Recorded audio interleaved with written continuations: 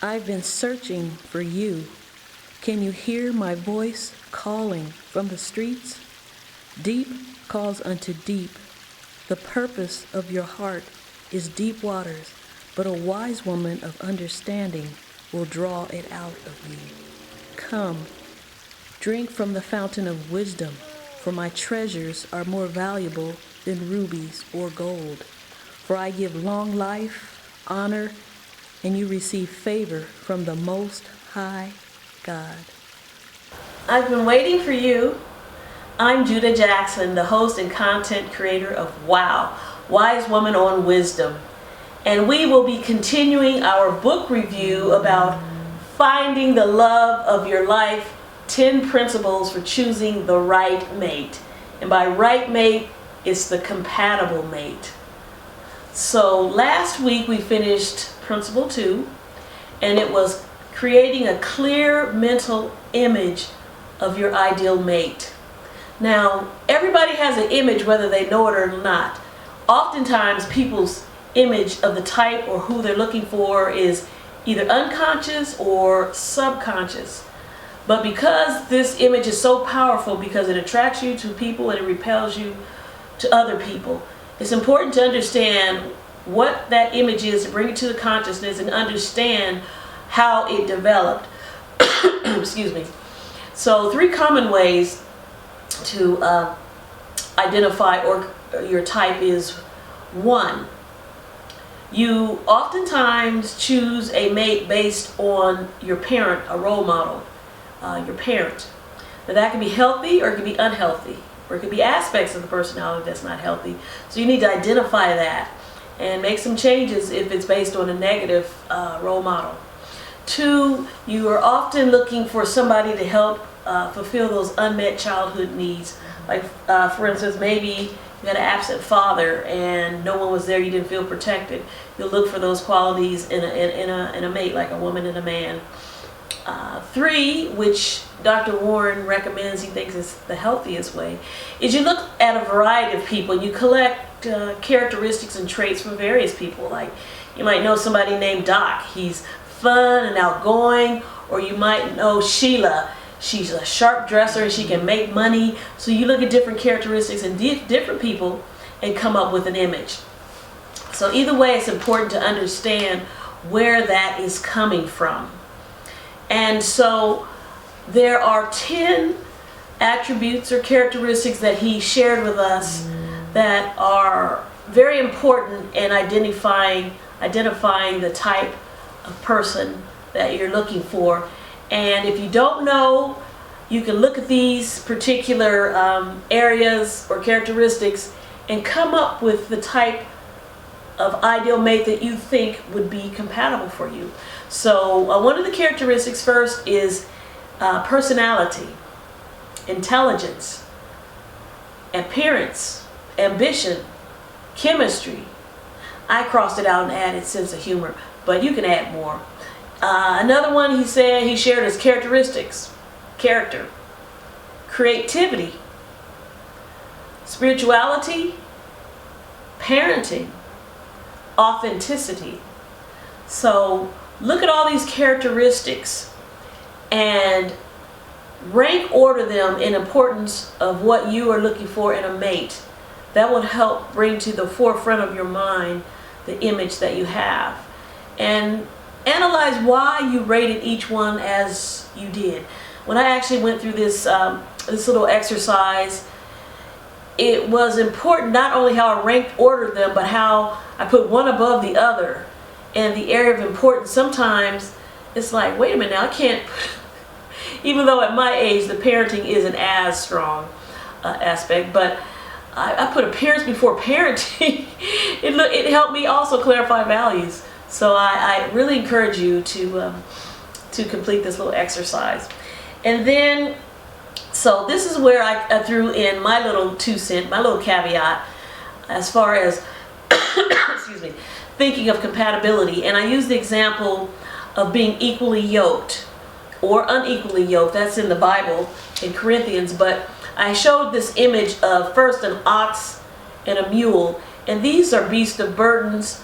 They're usually used to perform work or a task, and they're tightly yoked, like this image I'm showing. They're tightly yoked beside each other, and they have to work together to get this task accomplished, whether it's plowing a field or turning a millstone, a large millstone. And you can see if they're unequally yoked or matched, it's going to cause friction. Like we showed a ox and a donkey, different strength, different body types, everything. They're going to move different. Or you can have an old ox and a young ox. So you're going to see the rate of pulling, and over time, while trying to accomplish a task, is going to cause rubbing and friction for both animals, suffering, and it could even, a long term, it could even lead to death. So you can see how when you're not equally matched, the stress that it can cause on each other and cause damage to one another. So that's something to consider when we talk about marriage and compatibility, because you are yoked in tight, intimately yoked in. So today we're going to go on to principle 3, is finding someone a lot like you to marry. There's a lot of different areas for similarities, and research strongly shows that people with a great deal of similarities often have more a healthy, stable marriage when they have more stability, similarities, and it's a more stable marriage. So, and on the other side, those who have a lot of differences quite often have a lot more instability and difficulties, and it leads to divorce. And so the degree of happiness is oftentimes correlated with the similarities that marriage partners have.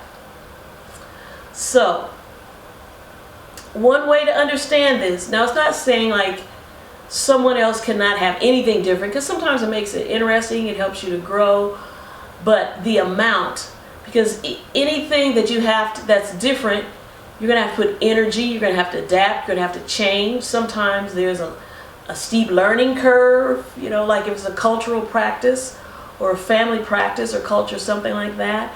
And it's okay to have some, but you can see if they mount up, it's like a debt liability. The similarities bring in assets, they bring to the relationship. You can enjoy, you can have fun, you might be able to create things, but differences you're going to have to master, you have to challenge, you have to put energy, and if it's too many, it's a detriment to the relationship. So a lot of in the United States after World War II, before World War II, we were more of a homogenous or similar society.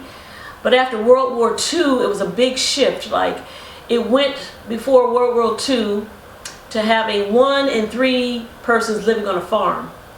After World War II, after the 80s, it's 1 person in 28 living on a farm. The divorce rate tripled in those 30 years. And people began to break away from extended families and disperse across the United States. So the relationships was different with people, and people changed, a lot more variation. So now it's more difficult to find people with more similarities. Now, here are some essential similarities to have in a relationship that are very important.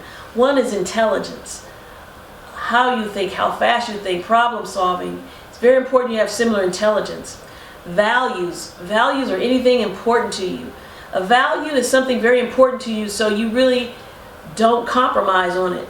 And so too many different values, nobody can compromise, because they're really invested in those values if they're different. So intimacy, how much you can open up and reveal and dig down in your soul and share. Interest, what you like doing together. He might like sports, you might like cooking, you both might like gardening. How many interests you can share together. And then expectations of roles. Oftentimes there are unspoken gender roles and social norms that are out there. One parent, one of the spouse, their parents might have been from a traditional family where the mother stayed home and the father went out and worked. Well, the other spouse, their family was more egalitarian. Both of them worked and they came in and split the duties. So get understanding and similarities of your expectation of roles. Now, here are 4 differences that really are detrimental, that can be detrimental to a marriage or relationship. One is energy level, how the schedule of how much you do. It can be affecting the sexuality, socialization. One person wants to do more, one wants to be less, so that's important that there's the differences are matched. If they're not, it's a problem. Personal habits. Sometimes punctuality is an issue, or orderliness. You remember that show, if you're older, The Odd Couple. Two guys was living together, one was messy, and I mean, this was a platonic relationship, but one was really neat. They just drove each other crazy. So personal habits, if there's a lot of difference, could add stress to a marriage. And the use of money, that's a big one. Some people want to save and look for the future. Other people want to live now and spend. So the use of money. And 4, verbal skills. Are you able to articulate your feelings, talk, have a conversation, even a healthy debate? So those differences will add strain to the marriage. And there are always qualities in a partner that you may not assess, even though you can try to be very diligent in assessing your similarities and differences. It's usually things that you don't know until you marry. And then when you get to those, you have to work through them. So one very important asset to have for the spouses, both of them, is flexibility, adaptability, however you want to call it, to be able to change and to adjust to differences there. That is a essential key to have in a relationship, because there will be differences, even because we're different genders. And so he talked a little bit about the people say opposites attract. He said opposites attract, but usually it's not a healthy thing. It's not something that makes for a healthy relationship or marriage. For instance, somebody, a very traditional woman, conservative woman, she might be attracted to the bad boy type that is just erratic and doesn't go with social norms. In the beginning, it might be exciting because she can explore a part of herself, but the very thing that attracts you to the opposite usually becomes the bane of your existence, or something you love turns into something that you hate, because at the end of the day, it's similarities that's the cohesiveness of a relationship, not opposition. So there is a 50-item list that Dr. Warren has for you to look at, to consider some of your compatibilities, some things that you like. And I thought it was pretty interesting, some of the things that he shared. I'll just read a few, and I'll put a slide in the description box, some of them, but things to think about when you think about compatibility in a prospective mate.